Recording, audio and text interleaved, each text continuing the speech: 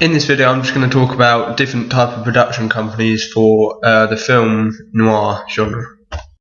For the film noir genre I looked around and found many websites, but this one was definitely the most useful. It was a timeline of film noir films and their production companies next to it. It was from about 1940 to about 1955. It showed the specific films and production companies. When looking at this, I noticed that many of the film noir production companies were either 20th Century Fox, Paramount, or Warner Brothers. I think this is probably down to the fact that they're the biggest companies around, and because films in the early days of cinema, there wouldn't have been as much of a variety and as many different production companies as there are nowadays. So I think sort of the bigger ones would have taken lead. However, because we are actually making a neo-noir, I didn't want to look too close into the production companies for film noir. I wanted to look into the neo-noir ones. And again, I looked at many websites, but this is the best one, the IMDb one that I found. And it says best 10, but there are probably at least 30, 40, 50 different films. And what I did, I did about 15, 20 films, and I'd just get their name, Google it, and then find what production companies they were. And out of the 20 or so I looked at, I picked, to look into more sort of detail, I picked Brick, Pulp Fiction, LA Confidential, Seven, Collateral, and Chinatown. And like I said, in the latter part of this video, I'm going to talk about them in more detail and their production companies. First, I'm looking at the film Seven, and this is produced by New Line Cinema. New Line was founded in 1967 by a man called Bob Shaye. He had the vision to see that college campuses were taking a liking to very foreign and cult films, with his early success being a redistribution of the 30s propaganda cult classic Reef Madness.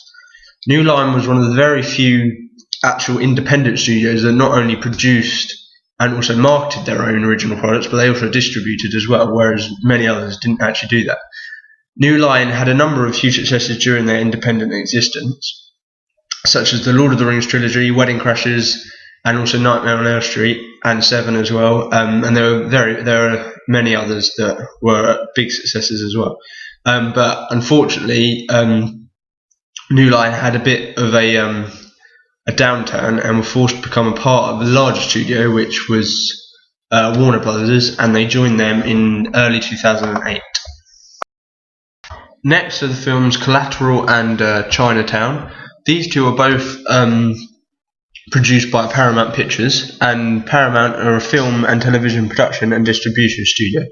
They're ranked as one of the largest in top grossing movie studios in the world. It's the fifth oldest as well, fifth oldest existing film studio, behind Universal, Nordic, Pathé, and Gaimon Film Company. This is also the last major film studio still to actually have the headquarters in Los Angeles, like in actual Hollywood. On December the 11th, 2005, Paramount Motion Pictures Group actually announced that they had purchased DreamWorks, and Collateral is actually Paramount / DreamWorks Productions. So, they've also produced many other films, not just obviously the film noir genre. They've a massive range of films, from Godfather, Tropic Thunder, and Iron Man. But obviously the ones I'm looking at are Collateral and Chinatown because they're of the film and neo-noir genre. Next, it's the film Brick, which was produced by the production company Focus Features, which is a slightly smaller production company. However, they're a parent company with Universal, who are obviously one of the biggest production companies there is. Focus was formed from a merge of USA Films, Universal Focus, and Good Machine in 2002. So they joined together and they formed Focus Features. The films they produce include Tinker Tailor Soldier Spy, Brokeback Mountain, and Pride and Prejudice.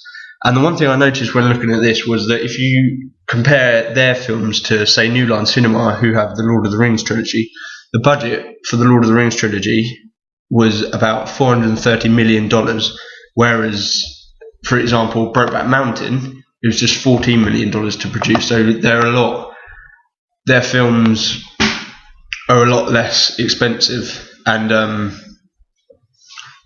like Brick was a very low budget. It cost barely anything, obviously compared to like the big films like Godfather, Tropic Thunder, Iron Man, and all films like that.